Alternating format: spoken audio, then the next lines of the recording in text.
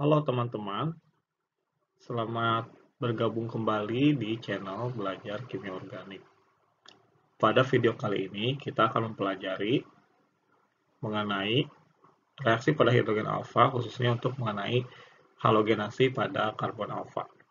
Sebelumnya, silakan teman-teman melakukan subscribe, kemudian jangan lupa teman-teman juga tuliskan pertanyaan di kolom komentar. Ataupun misalnya ada sanggahan atau ada pendapat lain tentang penjelasan video ini, silakan disampaikan di kolom komentar. Baik. Jadi setelah kita mengetahui sifat karbon alfa pada video sebelumnya, yaitu memiliki hidrogen yang bersifat asam, di sini kita akan melihat reaksi yang dapat terjadi pada karbon alfa, yaitu halogenasi. Jadi di sini kita akan mensubstitusi hidrogen alfa ini dengan halogen. Jadi kita lakukan substitusi. Substitusi ini, seperti pada video sebelumnya, dapat dilakukan pada suasana asam maupun basa sehingga akan diperoleh enol atau enolat. Jadi akan diperoleh enol atau enolat yang bersifat planar gitu ya, NSP3. Karena itu, NiSP2, karena itu akan diperoleh produk berupa campuran racemate dari substitusi tadi. Jadi hidrogen alfa menjadi halogen di sini. Baik, kita lanjutkan. Ini adalah mekanisme dari halogenasi pada karbon alfa. Jadi di sini basa akan menyerang hidrogen alfa yang bersifat asam, kemudian terjadi pembentukan enolat ataupun enol. Ini tautomerisasi kemarin kita sudah bahas. Selanjutnya akan terjadi serangan dari karbanion ini ke halogennya. Sumber halogennya adalah X2 gitu, kalau misalnya Cl berarti Cl2 atau Br2 begitu. Sehingga terjadi produk berupa substitusi dengan halogen pada posisi alfa sebagai campuran racemate. Jadi inilah mekanismenya. Aktivasi karbon alfa dengan basa mengambil hidrogen alfa dilanjutkan dengan serangan dari karbanion ini ke halogen gitu ya. Jadi diperoleh produk. Nah, bagaimana kalau sekarang kita lakukan reaksi pada suasana asam? Masih sama dengan sebelumnya, kita akan lakukan aktivasi karbonil dengan protonasi, ini jadi oksigenator protonasi, sehingga terbentuk enol di sini. Selanjutnya enol tersebut akan menyerang di sini X2 gitu ya, atau tadi halogennya, sehingga diperoleh produk berupa halogenasi pada karbon alfa. Gitu. Jadi mekanisme reaksinya sudah bisa digambarkan oleh teman-teman semua. Jika ada yang ingin ditanyakan, silahkan sampaikan di kolom komentar. Nah, halogenasi alfa yang dapat terjadi salah satunya adalah pembentukan haloform, gitu ya. Jadi di sini kita punya hidrogen alfa. Maka kalau kita reaksikan dengan basa, akan terjadi substitusi begitu. Seperti ini, misal karena ini adalah metil keton. Jadi metil keton itu adalah gugus metil yang terikat pada karbonil. Jadi ini metil, ini karbonil begitu. Nah, kalau direaksikan dengan basa dan halogen berlebih sini, maka akan diperoleh di akhir reaksinya itu adalah haloform. Misalnya kalau kita gunakan I2 reaksinya, maka akan diperoleh iodoform. Nah, ini adalah salah satu cara yang dapat kita lakukan untuk membedakan metil keton dengan keton-keton yang lain begitu. Jadi kalau metil keton itu akan dihasilkan iodoform. Baik, bagaimana mekanisme reaksinya? Di sini sesuai dengan reaksi umumnya, jadi basa akan mengambil hidrogen alfa yang bersifat asam. Selanjutnya terjadi karbanion yang menyerang halogen di sini sehingga terjadi substitusi alfa.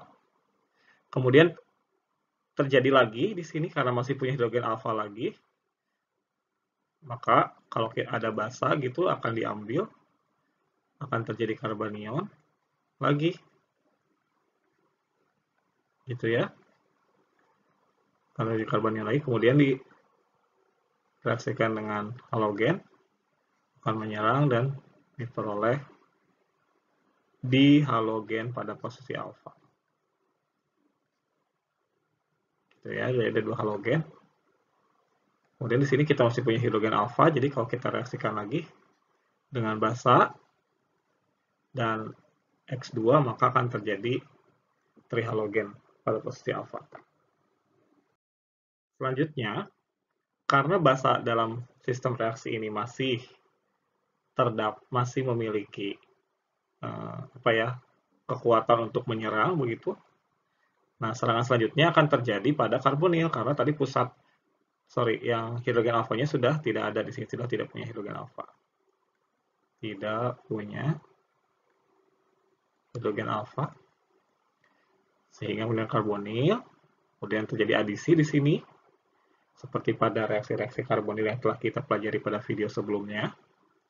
Kemudian terjadi dongan elektron kembali dan melepaskan ini tadi trihalogen pada posisi alfa begitu, sehingga terjadi asam karboksilat. Kemudian di sini karena karbanion yang dihasilkan, maka hidrogennya akan terdeprotonasi sehingga diperoleh anion karboksilat dan haloform gitu. Jadi reaksinya akan terjadi secara terus-menerus sehingga diperoleh haloform dan ion karboksilat. Baiklah teman-teman, apakah ada yang ingin ditanyakan? Silakan tuliskan di kolom komentar. Selanjutnya, reaksi lain yang dapat kita lakukan untuk mensubstitusi posisi alfa, hidrogen alfa pada karbonil adalah dengan menggunakan reaksi HVZ. HVZ yaitu reaksi Hell-Volhard-Zelinsky. Ini adalah reaksi yang sangat dikenal untuk melakukan halogenasi alfa pada asam karboksilat. Jadi, asam karboksilat direaksikan dengan X2 dan fosfor, maka akan terbentuk halogenasi pada posisi alfa. Misalnya di sini kita punya asam butanoat, kemudian kita reaksikan dengan Ber2 dan fosfor, maka akan terbentuk alfa bromo asil bromid gitu. Dan kalau kita hidrolisis, maka akan terjadi asam bromo butanoat. Oke. Bagaimana mekanismenya?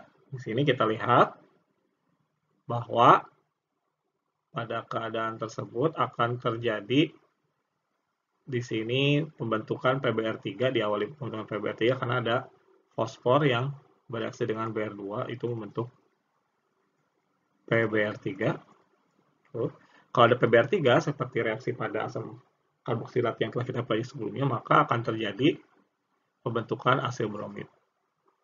Oke, asil bromid ini dapat mengalami tautomerisasi menjadi bentuk enolnya, sehingga dapat bereaksi dengan di sini Br2, sehingga terjadi brominasi pada posisi alfa, seperti pada mekanisme pembentukan tadi, substitusi halogen pada C alfa. Selanjutnya, karena dalam sistem reaksi ada air, kita temukan air misalnya, maka akan jadi hidrolisis asil membentuk asam karboksilat. Begitu.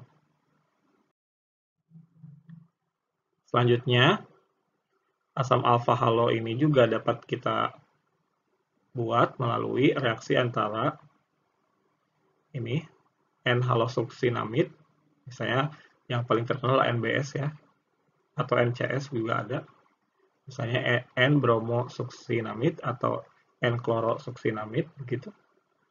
Kalau di sini pasti kita gunakan misalnya dengan NCS ya, karena di sini Cl, maka akan terjadi halogenasi pada posisi alfa.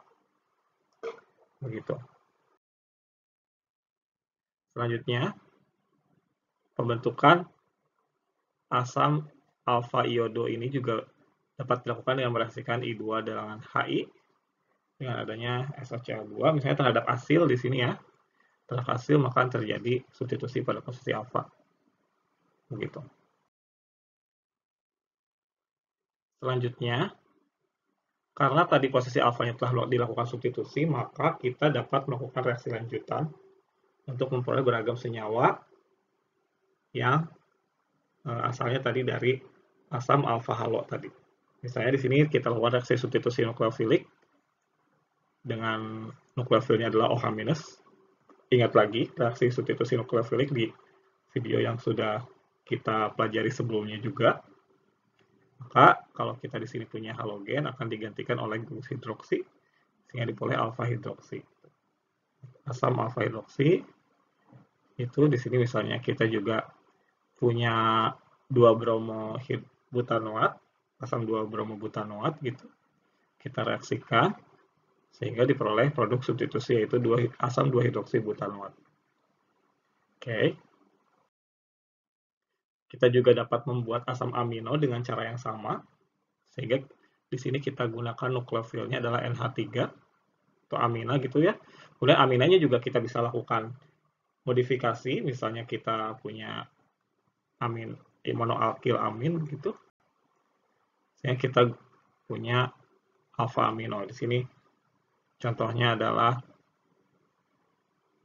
alfa bromoastat, itu asam alfa bromoastat.